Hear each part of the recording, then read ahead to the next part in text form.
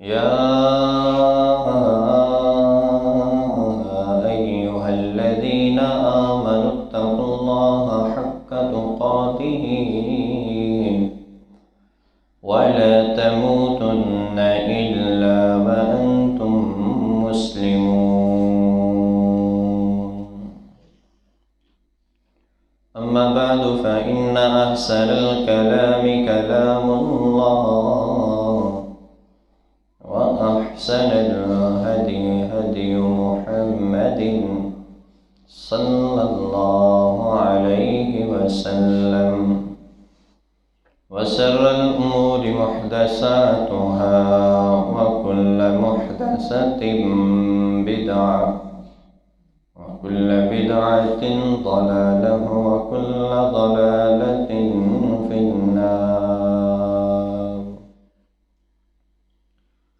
رب اشرح لي صدري ويسر لي أمري واحلل عقدة من لساني يفقهوا قولي.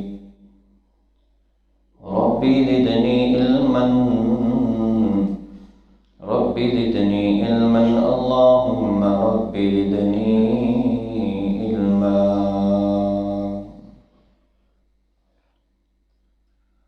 حمد و ثنا اللہ وحدہ لا شریک کے لیے ہیں، جو ساری کائنات کا خالق اور مالک ہے۔ درود و سلام ہو امام الانبیاء حبیب کبریا جناب محمد الرسول اللہ صلی اللہ علیہ وآلہ وصحبہ وبارک وسلم کی ذات اقدس پر۔ حضرات ذی وقار، گزشتہ خطبہ جمعۃ المبارک میں جہاد کی فضیلت پر چند گزارشات آپ احباب سماعت فرما چکے ہیں، لیکن یہ جذبہ جہاد مسلمان کے دل کے اندر تب پیدا ہوتا ہے کہ جب اس کے دل میں شوق شہادت موجود ہو۔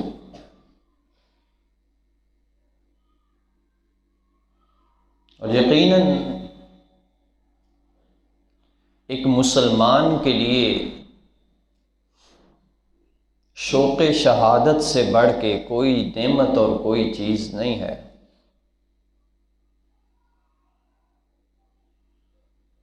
یہ زندگی اللہ رب العزت کی نعمت ہے، اللہ کی امانت ہے۔ آسمان کا رب کہتا ہے کہ جو انسان کسی ایک انسان کو قتل کرتا ہے گویا کہ اس نے پوری انسانیت کو قتل کیا ہے۔ لیکن وہاں دوسری طرف دیکھیں تو یہی جان جب اللہ رب العزت کے دین کے غلبے کے لیے میدان جہاد کے لیے نکلتی ہے تو آسمان کے رب کو یہ جان اتنی پسند ہے، نبی کائنات صلی اللہ علیہ وآلہ وسلم نے فرمایا 2 قطرے اللہ رب العزت کو انتہا پسند ہے۔ پہلا وہ قطرہ جو انسان رات کو اللہ کے ڈر سے آنسو بہاتا ہے، اس کی آنکھ سے نکلنے والا قطرہ اللہ کو بہت پسند ہے۔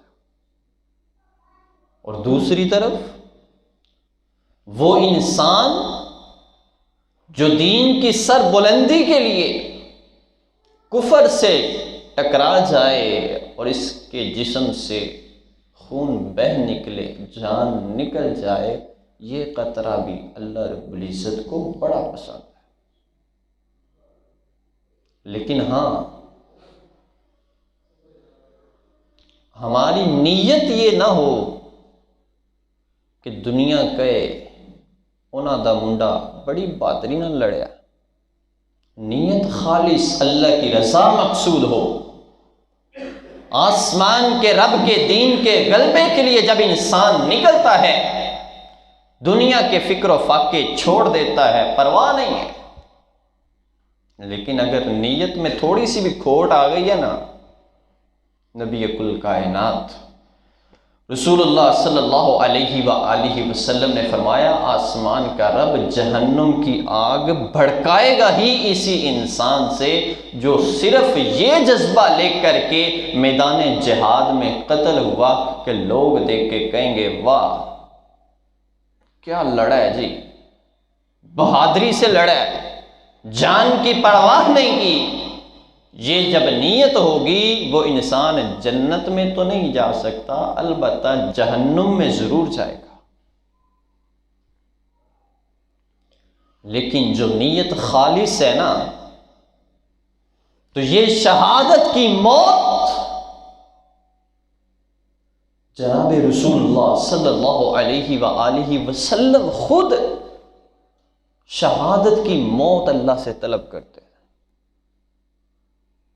بلکہ اللہ کے رسول کی صحیح حدیث ہے، فرمایا والذی نفسی بیدی لو وددت اقتل نفسی، کہ اللہ کی قسم جس کے ہاتھ میں میری جان ہے مجھے قتل کر دیا جائے، شہید کر دیا جائے، ثم اقتل ثم احیا ثم اقتل ثم احیا۔ آسمان کے رب کے پیارے حبیب نے اپنی زبان سے 4 مرتبہ یہ جملے ارشاد فرمائے، فرمایا اللہ مجھے زندگی دے، مجھے شہید کر دیا جائے، مجھے زندگی دے، شہید کر دیا جائے، زندگی دے، شہید کر دیا جائے، پھر زندگی دے، پھر شہید کر دیا جائے، میں محمد کی یہ خواہش ہے۔ اتنا پروٹوکول اللہ رب العزت ایک شہید کو دیں گے کہ اللہ کے نبی صلی اللہ علیہ وآلہ وسلم بھی شہادت کی موت کی اللہ سے دعا کیا کرتے۔ اور یہیں پہ بس نہیں ہے، بڑے بڑے معتبر صحابہ، جناب عمر فاروق رضی اللہ تعالی عنہ کا تذکرہ آپ نے اکثر سنا ہے، فرمایا کرتے تھے اللہم ارزقنی شہادتا فی سبیلک وَاجْعَلْ مَوْتِي فِي بَلَدِ رَسُولِكَ، اے اللہ میں عمر چاہتا ہوں کہ تیری راہ میں مجھے شہید کر دیا جائے، لیکن ایک اور خواہش ہے کہ یہ نبی صلی اللہ علیہ وسلم کے شہر کے اندر ہی شہید کیا جائے۔ یہ شوق شہادت ہر پکے اور سچے مسلمان کے دل کے اندر ہوتا ہے۔ یہ جذبہ شہادت جب ہمارے دلوں کے اندر ہوگا تو پھر جذبہ جہاد اپنے آپ اجاگر ہوگا۔ جب یہ احساس پیدا ہوگا کہ یہاں میری جان بعد میں نکلے گی، آسمان کا رب جنت کے نظارے پہلے کروا دے گا، پھر یہ لوگ جہاد کے نام سے گھبرایا نہیں کریں گے، ڈر کے بھاگا نہیں کریں گے، دنیا کا سامنا کریں گے، اپنے آپ کو منوا کے چھوڑیں گے۔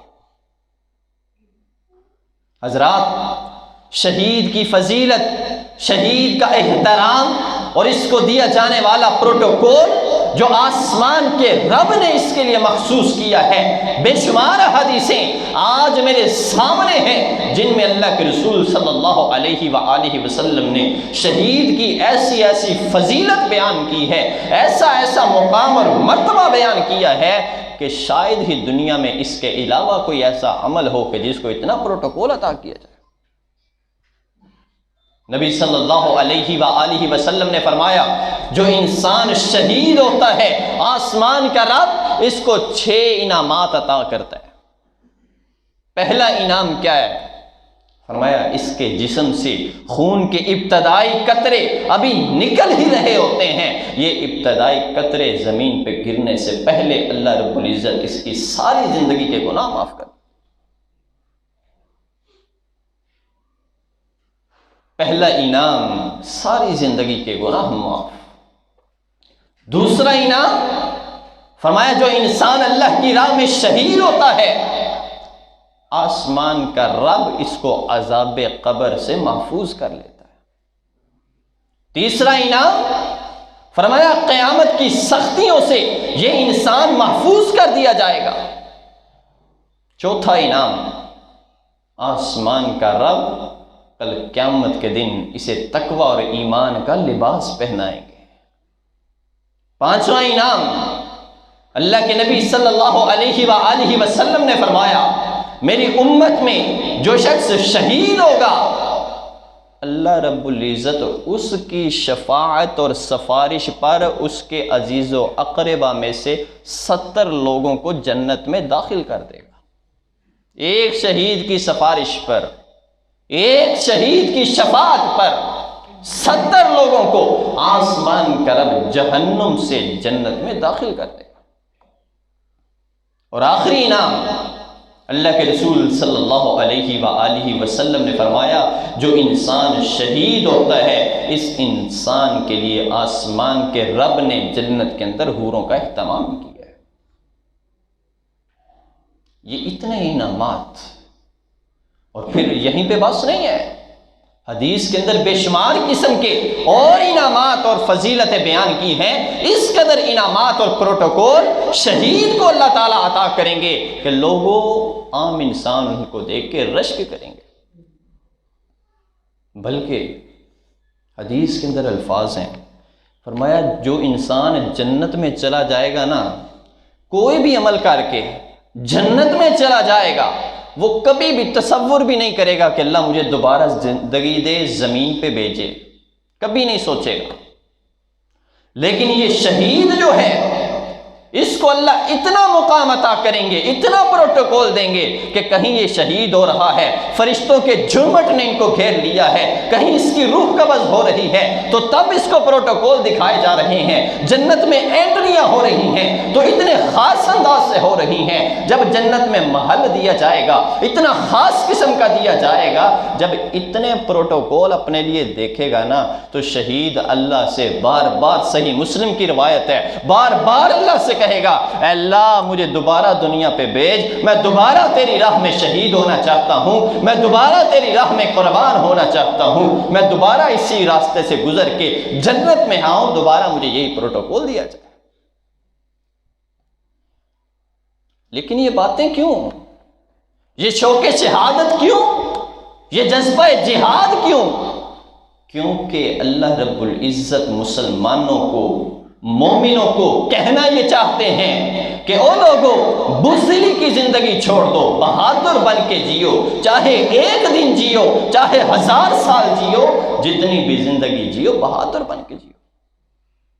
نا امید لگانا کہ تمہیں کاٹ دیا جائے گا تو پھر کیا ہوگا، تم زندہ رہے پھر بھی پروٹوکول ملے گا، تمہیں کاٹا جائے گا تو اس سے بھی زیادہ پروٹوکول دیں گے، اس سے بھی زیادہ اہتمام و اکرام کریں گے، اس سے بھی زیادہ مہمان نوازی کریں گے۔ لیکن تم نے دنیا پہ دیوس بن کے نہیں رہنا، اپنا آپ منوا کے رہنا ہے۔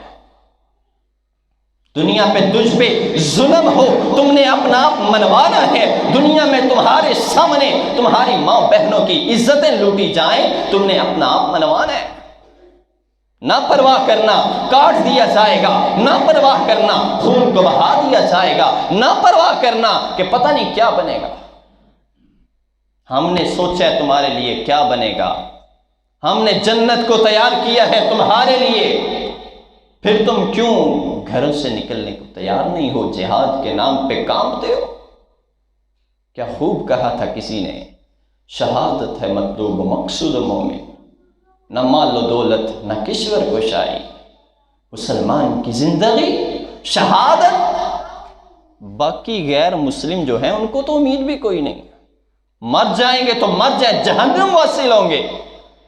یہ تو وقار مسلمان کا ہے کہ زندہ رہے تب بھی اللہ اس کو پروٹوکول دیں گے، غازی بن کے گھر آ جائے تب بھی اللہ تعالیٰ انعام و اکرام سے نوازیں گے، رحمتیں اور برکتیں مغفرتیں اس کے گھر کا احاطہ کر لیں گی۔ اور ادھر یہ انسان اگر شہید ہو جائے گا، دنیا پہ جو پروٹوکول ہے یہ تو ہے ہی کچھ نہیں۔ اللہ کے رسول صلی اللہ علیہ وآلہ وسلم نے فرمایا لوگوں میں سویا ہوا تھا، میرے قریب 2 آدمی آئے، وہ آدمی دراصل فرشتے تھے، انسانوں کا روپ دھارا ہوا تھا۔ مجھے جنتوں کی طرف لے گئے اور جا کر کے ایک درخت کے اوپر لا کے کھڑا کر دیا۔ میں نے درخت کے اوپر دیکھا ایک موتی ہے، بہت بڑا موتی ہے، اس موتی کے اندر ایک خوبصورت محل بنا ہے، بہت خوبصورت گھر ہے، ایسا گھر ہے کہ میں نے آج تک نہ اس جیسا دیکھا ہے نہ اس سے پہلے خوبصورت کوئی دیکھا۔ میں نے سوال کیا یہ کس کا ہے؟ فرمایا اللہ کے رسول آپ کی امت میں جو لوگ شہید ہو جائیں گے یہ اللہ تعالیٰ نے ان کے لیے رکھا ہے۔ مسلمان کی زندگی شہادت مل جائے، اس سے بڑا اعزاز کیا ہے، اس سے بڑی نعمت کیا ہے؟ وہ نعمت کہ جس کے بارے صحابہ دعا کیا کرتے تھے، اللہم ارزقنی شہادتاً، اے اللہ موت دینا تو شہادت والی دینا۔ یہی وہ موت ہے کہ جس کو طلب کرتے کرتے خالد ابن ولید 100 جنگیں لڑتے تھے۔ یہی وہ موت ہے کہ جس کی وجہ سے مائیں اپنے بچوں پہ رشک کرتے ہیں۔ اللہ کے رسول صلی اللہ علیہ وآلہ وسلم ایک غزوہ میں تشریف فرما ہے، اچانک ایک طرف سے تیر اڑتا اڑتا آیا، آ کے ایک پاس صحابی کھڑا تھا، اس صحابی کو تیر لگ گیا، صحابی شہید ہو۔ ان کی ماں اللہ کے رسول صلی اللہ علیہ وآلہ وسلم کے پاس آتی ہیں، آ کر کے کہا اللہ کے رسول میں آپ سے پوچھنا چاہتی ہوں، مجھے اپنے بچے کی موت پہ افسوس بڑا ہے، رونا بہت آ رہا ہے، لیکن آپ اگر مجھے بتا دیں کہ میرا بیٹا شہید ہوا ہے، اللہ کی قسم میں رونا چھوڑ دوں گی، خوشی سے فخر محسوس کروں گی، کیونکہ میرا بیٹا شہید ہو چکا ہے۔ یہ مائیں ہوتی ہیں جو بہادر لال پیدا کرتی ہیں،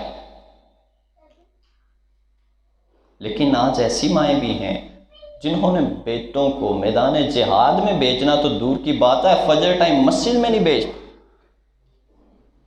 اور نہیں حالات نہیں ٹھیک، باقی دنیا کے ہر کام کے لیے حالات ٹھیک ہیں، ابھی 7 بعد میں بجتے ہیں، سڑکوں پہ سکول کالج کے لیے رش لگ جاتا ہے، تب حالات بہترین ہو جاتے ہیں۔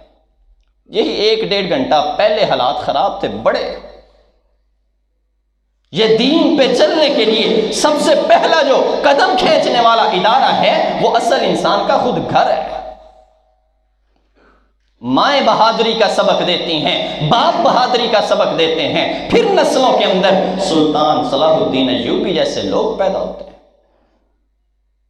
پھر نسلوں کے اندر عمر بن عبدالعزیز جیسے اور دیگر فاتحین اسلام جیسے لوگ پیدا ہوتے ہیں۔ لیکن جب گھروں سے ہی سبق بزدلی کا دیا جائے، پھر یاد رکھنا بزدل انسان پیدا ہوتے ہیں، بزدلی نسلوں پہ راج کرتی ہے۔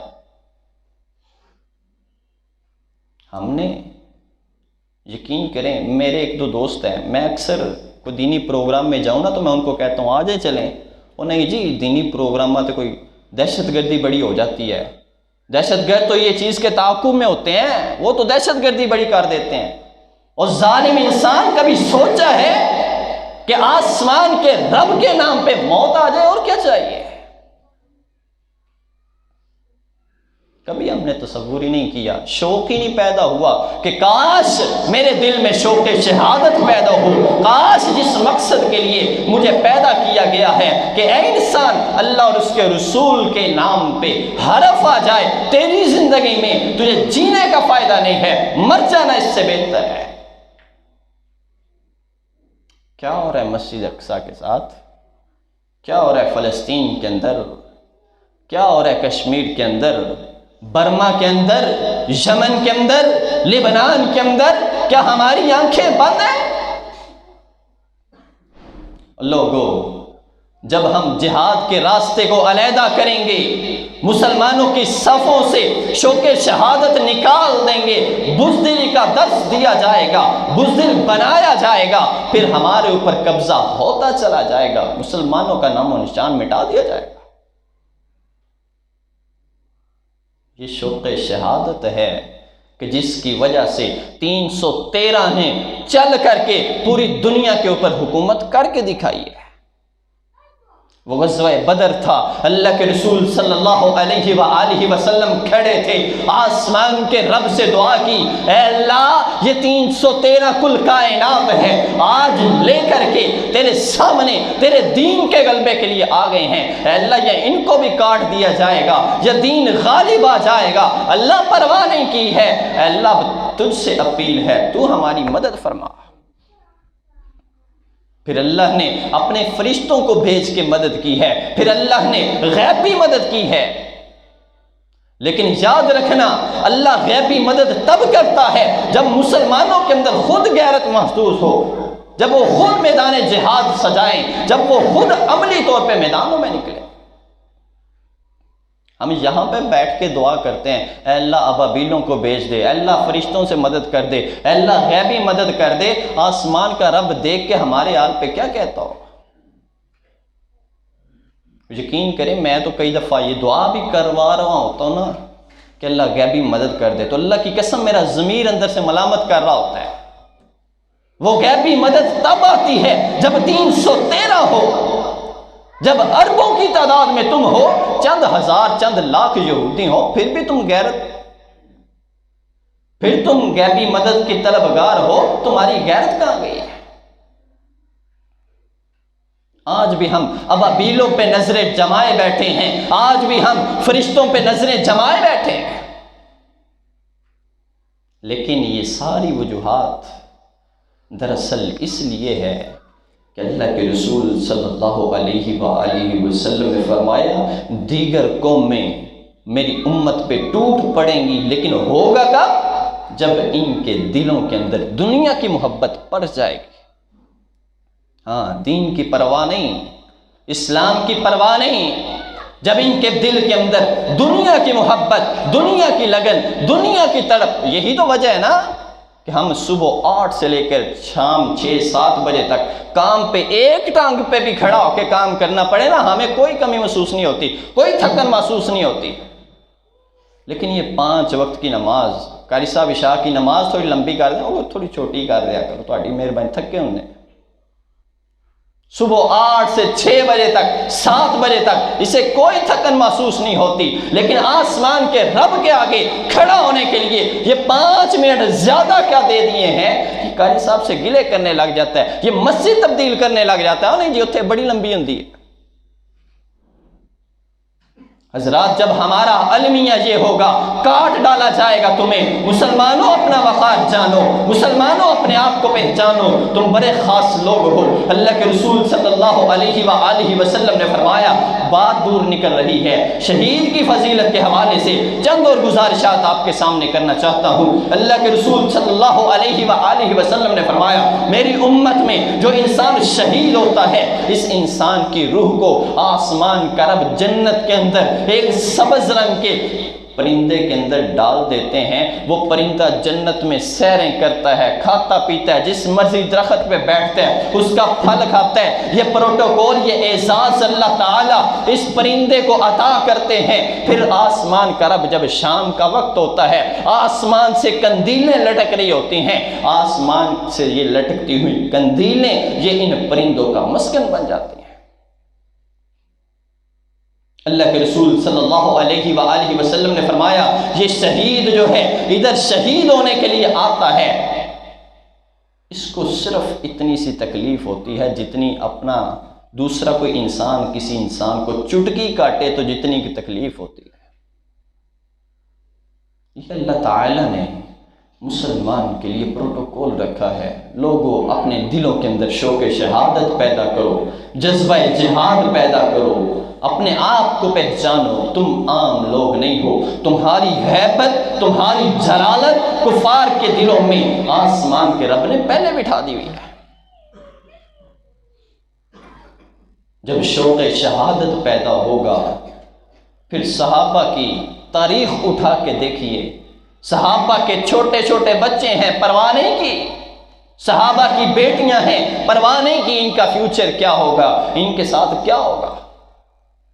جب شوق شہادت پیدا ہو، آسمان کے رب کی طرف جب نظریں ہو، پھر یہی انسان سوچتا ہے میں آسمان کے رب کے لیے نکل آتا ہوں، میرے گھر کے لیے میرا اللہ کافی ہو جائے۔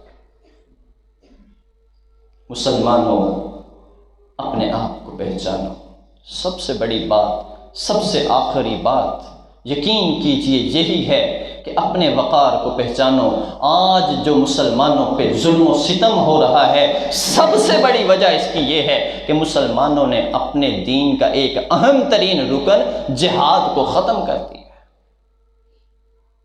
اور افسوس کی بات ہے کہ اس پہ بات بھی کوئی نہیں کرتا۔ افسوس کی بات یہ ہے کہ اس موضوع پہ بات کرنے کے لیے بھی ڈھیر ہمت چاہیے ہوتی ہے، کوئی بات کرنے کے لیے بھی تیار نہیں ہے۔ اللہ رب العزت سے دعا ہے اللہ ہمیں صحیح معنوں میں رسول اللہ صلی اللہ علیہ وآلہ وسلم کی احکامات پہ عمل کرنے والا بنائے۔ اقول قولی ھذا واستغفر اللہ ولکم، آخر دعوانا ان الحمد للہ رب العالمین۔